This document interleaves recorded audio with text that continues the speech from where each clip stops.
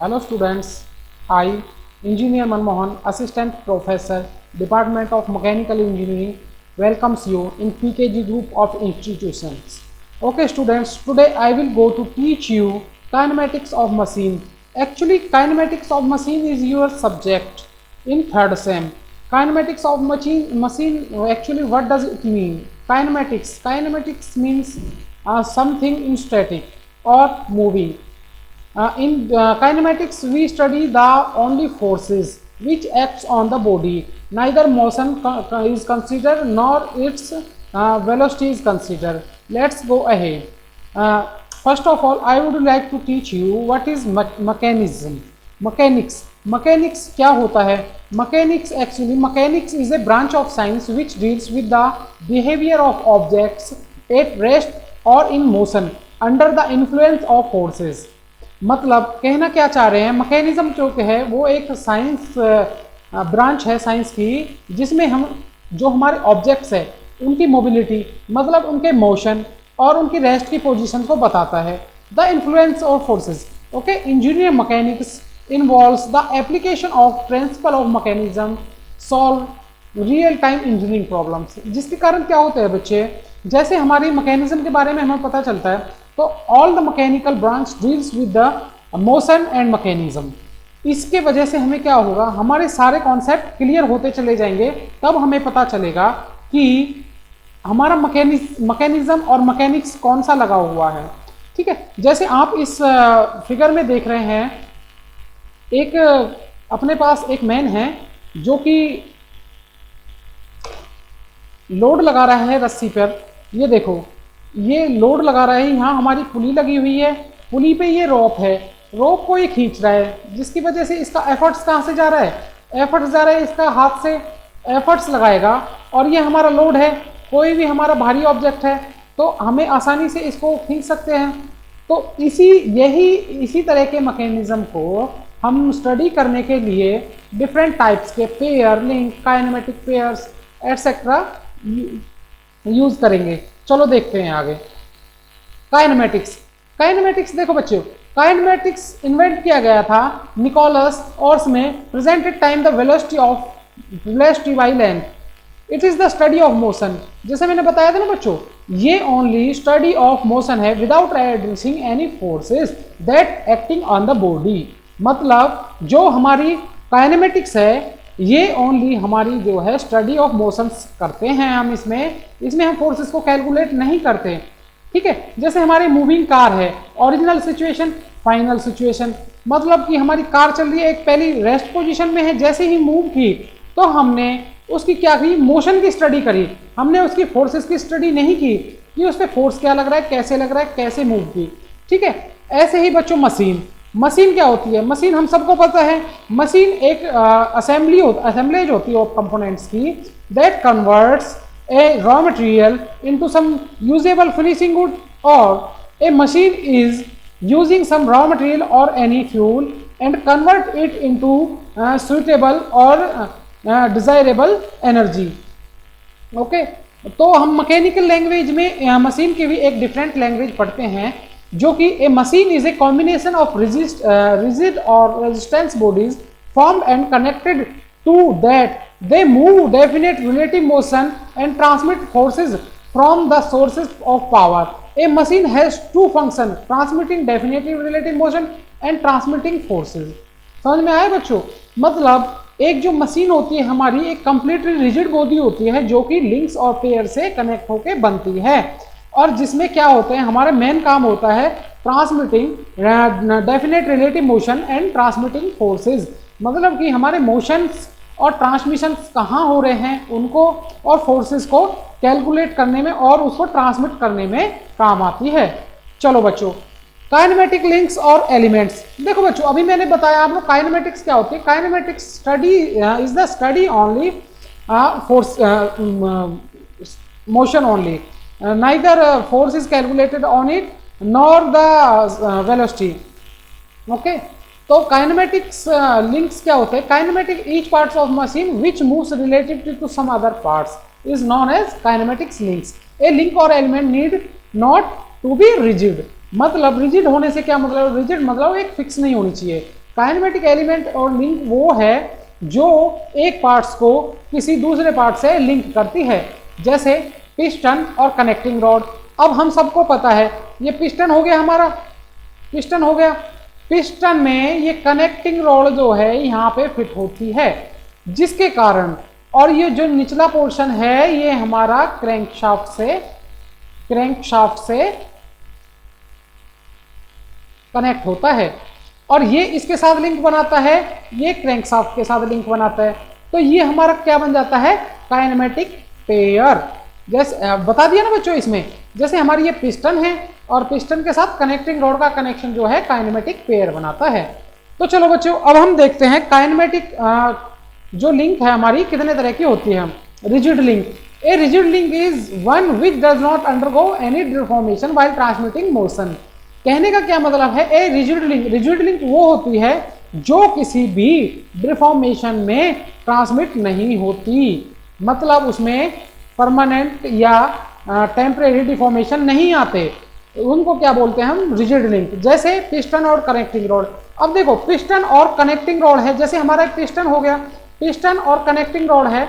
जब हम इसमें जैसे ही मोशन हमारा इनमें ट्रांसमिट होता है, तो जैसे ही काम करते हैं, सबको पता है ये ऐसे किसी प्रकार से जुड़ती है और ये अप एंड डाउन होती है। इसकी वजह से क्या होता है, हमें प्रॉपर मोशन जो कि कंबस्शन के लिए रिक्वायर्ड है, ये कंप्रेशन वगैरह यहाँ से बनता है। और फिर उसमें क्या होता है, एक इसमें और इसमें आप देखोगे हमारे कोई इलास्टिक या प्लास्टिक डिफॉर्मेशन नहीं आती है। इसी को हम क्या बोलते हैं, रिजिड लिंक। एक होती है बच्चों फ्लेक्सिबल लिंक। रिजिड लिंक हो गया, यहाँ तक कोई दिक्कत नहीं। अब आती है फ्लेक्सिबल लिंक।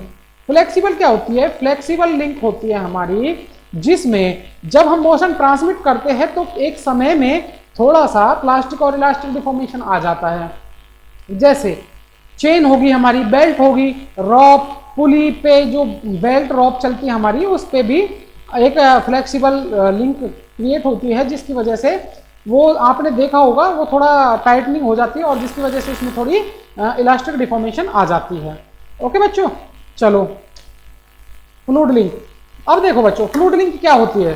फ्लूइड लिंक हमारी वो लिंक होती है जो लिंक हमारी क्रिएट होती है in between the some usable component to fluid. जैसे हमारा मैं कहूँ, जैसे हम हाइड्रोलिक सिस्टम अगर जो यूज़ करें, जिसमें होता क्या है, हाइड्रोलिक सिस्टम में हमारा हाइड्रोलिक फ्लूइड होता है और उसमें एक रैम होती है, रैम और पिस्टन सिलेंडर अरेंजमेंट होती है, जिसकी वजह से क्या होती है, रैम किससे कनेक्ट होती है, पिस्टन से।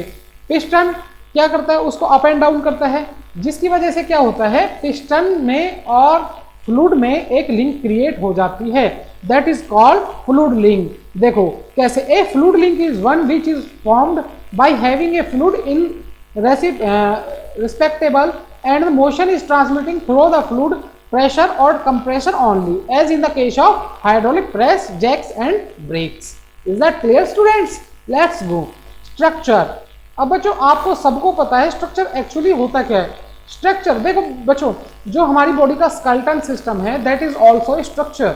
Structure means the things that all the things are depends on that. मतलब एक स्ट्रक्चर एक हैवी बॉडी होती है जिसमें सारा जो अपना अदर फोर्सेस है वो सारे उस पर इकट्ठे हो सकते हैं और उस पर स्ट्रक्चर पर कोई प्रभाव ना करते, वो मोस्टली जो है हैवी ही रखा जाता है। सो देखो, it is an assemblage of number of resistance body known as member having no relative motion between them. और सबसे मेन बात बच्चों, इसमें कोई रिलेटिव मोशन नहीं होता है। जैसे एक रेलवे ब्रिज हो गया, एक रूफ ट्रस हो गया, मशीन फ्रेम हो गया, एक्सेट्रा। कोई भी स्ट्रक्चर है उसमें कोई रिलेटिव मोशन नहीं होता। Is that clear? ओके। अब देखो बच्चों difference between machine and structure. अब आपको समझ में आ गया होगा मशीन क्या है और स्ट्रक्चर क्या है। मशीन क्या है? मशीन एक हमारी असेंबलीज है रिजिड और फ्लेक्सिबल पेयर्स की, जिसमें क्या होता है हमारा जो एनर्जी है, जो हमारी अवेलेबल एनर्जी है उसको यूजफुल में कन्वर्ट कर देते हैं। देखो, the parts of machine move relative to another whereas the member of structure do not move relatively to one another. मतलब मशीन में सारे पार्ट्स जो है रिलेटिवली मूव करते हैं, पर स्ट्रक्चर में ऐसा कुछ नहीं होता। A machine transform the available energy into some useful work, where is an structure no energy is transform into useful work. इसमें हमारा मशीन में क्या होता है, हमारी जो अवेलेबल एनर्जी होती है उसको हम सम यूजफुल वर्क में कन्वर्ट कर सकते हैं, पर स्ट्रक्चर में ऐसा कुछ नहीं होता। ए लिंक ऑफ मशीन में transmit both power and motion while member of structure transmit forces only. अब देखो बच्चों, जो हमारी मशीन है उसमें ट्रांसमिट होते हैं क्या क्या, पावर और मोशन, बट जो स्ट्रक्चर है उसमें फोर्सेज ओनली ट्रांसमिट होते हैं, क्योंकि जो हमारा स्ट्रक्चर है उस पर काफ़ी लोड होता है। जैसे अब मैं कहूँ बच्चों, हम किसी कोई स्ट्रक्चर बनाने जा रहे हैं, कोई ब्रिज बनाने जा रहे हैं, आपने देखा होगा हैवी ब्रिज जैसे होता है स्ट्रक्चर, मेनली उसमें हमारे एंगल्स और ये आयरन बार्स होते हैं, जिससे हमारा मेन स्ट्रक्चर रेडी होता है। इसके ऊपर रिपीटेड हम जो है प्लेट्स वगैरह जॉइंट कर देते हैं ताकि हमारी ये सेफ हो जाए, और सारे फोर्सेस जो हैं किस पे ट्रांसमिट हो जाते हैं, जितना भी फोर्सेस हैं वो ट्रांसमिट हो जाते हैं हमारे स्ट्रक्चर पर। चलो बच्चों, काइनेमेटिक्स पेयर। अब देखो बच्चों, हमने काइनेमेटिक लिंक तो पढ़ लिया। काइनेमेटिक लिंक होता क्या है, काइनेमेटिक लिंक में a link is created between two parts. पर इसमें क्या होता है, जब हमारी दो पार्ट्स मिल जाते हैं तो वो एक पेयर बनाते हैं। द टू लिंक्स और element of a machine when contact with each other are said to form a pair. अब समझ में आ रहा होगा बच्चों आपको। अब देखो, हमारा ऑलरेडी जो हमारा ये आप पिस्टन रिंग अरेंजमेंट देख रहे हो, पिस्टन और कनेक्टिंग रोड का, इसमें देखो ये हमारा पिस्टन हो गया, ये कनेक्टिंग रोड होगी। अब इसमें क्या है, ये पेयर बन गया ना, एक कॉम्बिनेशन हो गया, क्योंकि ये यहाँ पे कनेक्ट होता है। ये आपको दिख रहा होगा बच्चों, ये जो है ये यही पार्ट है, ये यही पार्ट है। तो इसने क्या किया, इसने एक पेयर बना दिया, क्योंकि दो पार्ट से जुड़ गया ये ट्रांसमिट करने के लिए क्या, फोर्सेस और पावर, ठीक है, मोशन, ठीक है। तो connecting rod and piston, crank connecting rod etcetera, तो ये क्या हो गया हमारा काइनेमेटिक पेयर। अब चलो बच्चों, काइनेटिक पेयर भी हो गया हमारा। काइनेटिक पेयर के बाद होता है बच्चों हमारे motion, types of constraint motion.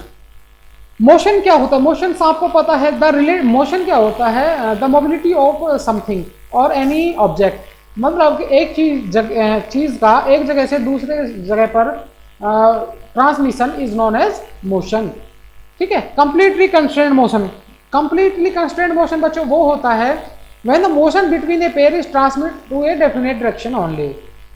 इसमें क्या होता है, जो हमारा मोशन है वो एक ही फिक्स डायरेक्शन में जाएगा, एक ही फिक्स डायरेक्शन में होगा, ना ही दो डायरेक्शन में होगा, ना ही तीन में।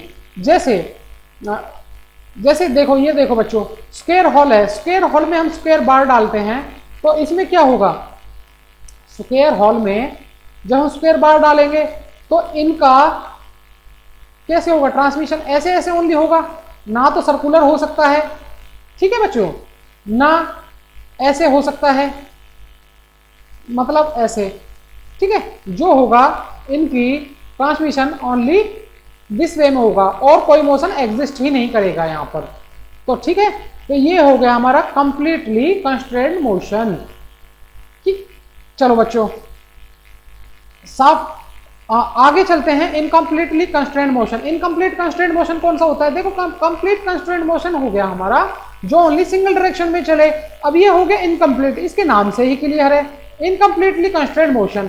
इसमें देखो बच्चों, अब हम कोई भी हमारी स्क्वायर हॉल ले लिया, सॉरी सर्कुलर हॉल ले लिया, सर्कुलर हॉल लेने के बाद क्या हुआ हमारा, एक शाफ्ट ले ली हमने, एक शाफ्ट ले ली, और शाफ्ट में जब इसको इंसर्ट करेंगे तो क्या होगा, एक मोशन तो हमारा ये हो गया, ओके। अब दूसरा मोशन कौन सा हो गया, दूसरा हो जाएगा हमारा रोटरी मोशन। रोटरी मोशन मतलब इस शाफ्ट को हम रोटेट भी कर सकते हैं, तो इसमें दो मोशन हो गए, तो इसको क्या कह सकते हैं हम, incompletely constraint motion. Is that clear students. अब आता है सक्सेसफुली कंस्ट्रेंट मोशन। अब देखो बच्चों, अब हमने पढ़ा constraint, completely constraint, incompletely constraint, but एक टर्म और आते हैं हमारे पास, successfully constraint motion. Successfully constraint motion में क्या होता है, जो हमारा मोशन है वो अपने आप नहीं होता, मतलब कि जैसे उसमें दो बॉडी होगी वो सीधा सीधा हमें दिख रहा था, इसमें ऐसा कुछ नहीं है, इसमें हमें थर्ड थिंग्स की जरूरत होती है तो जो कि मोशन हमारा प्रोवाइड करती है। देखो जैसे when the motion between the elements forming a pair is such that the constrained motion is not completed by itself but by some other means, then the motion is said to be successfully constrained motion।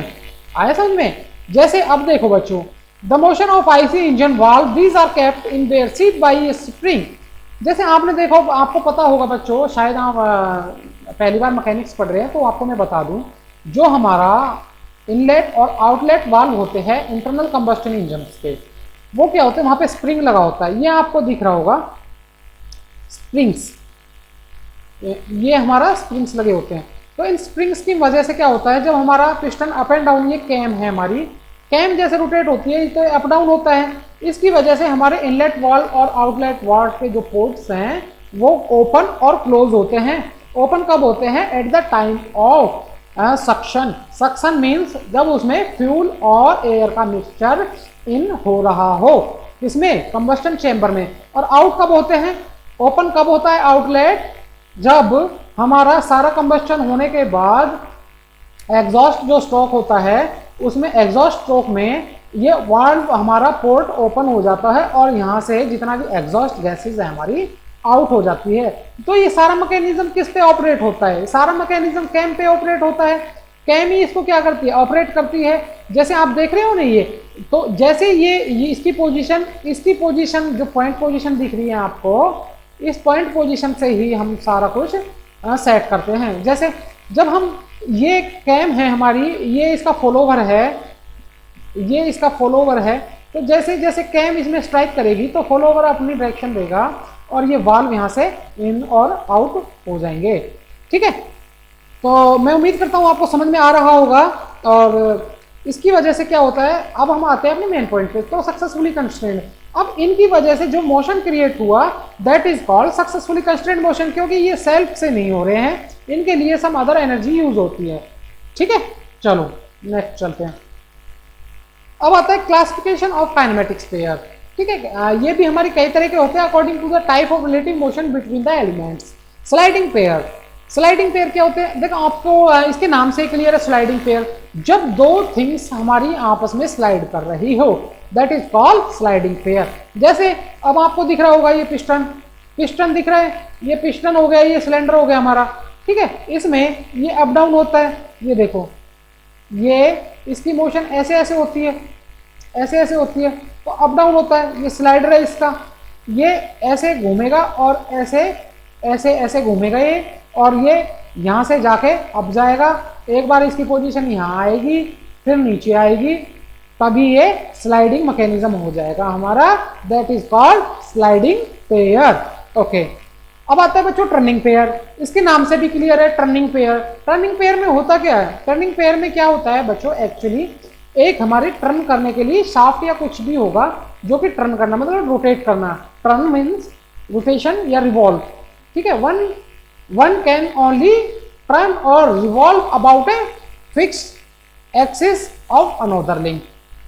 ठीक है, अब देखो ये क्या है, collar bearing आप अभी पढ़ोगे आगे, कोई दिक्कत नहीं है। कॉलर बेरिंग क्या होता है? ये कॉलर बेरिंग है, यहाँ पे कॉलर लगे होते हैं, बेरिंग होते हैं और शाफ्ट फिक्स है। अब क्या इनकी फिक्स कर रखी है।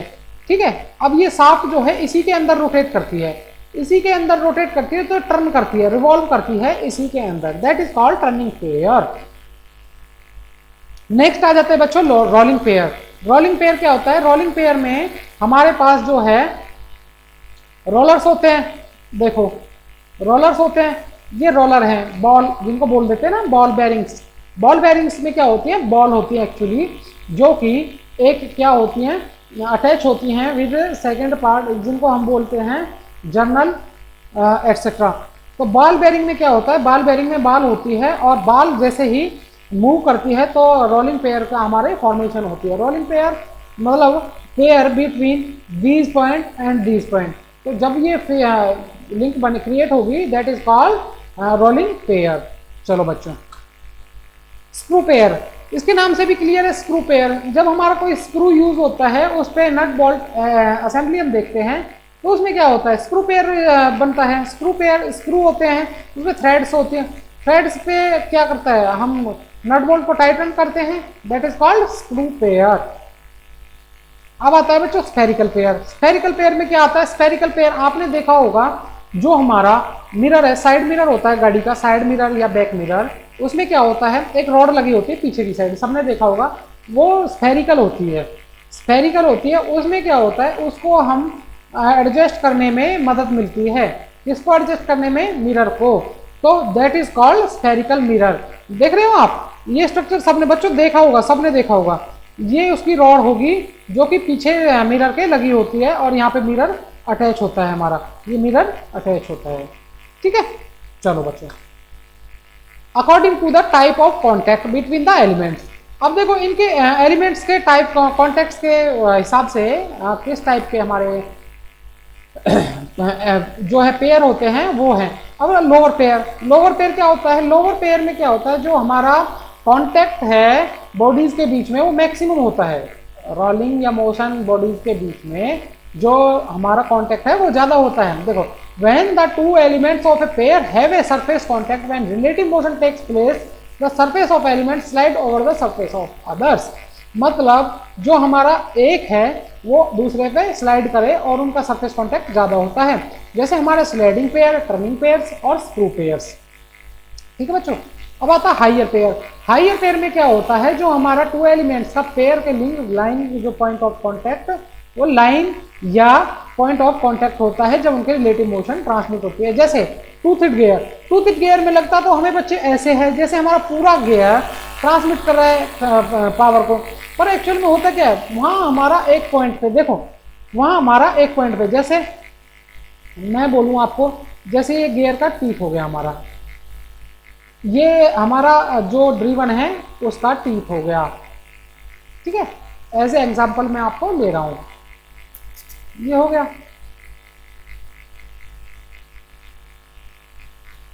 क्लियर बच्चों?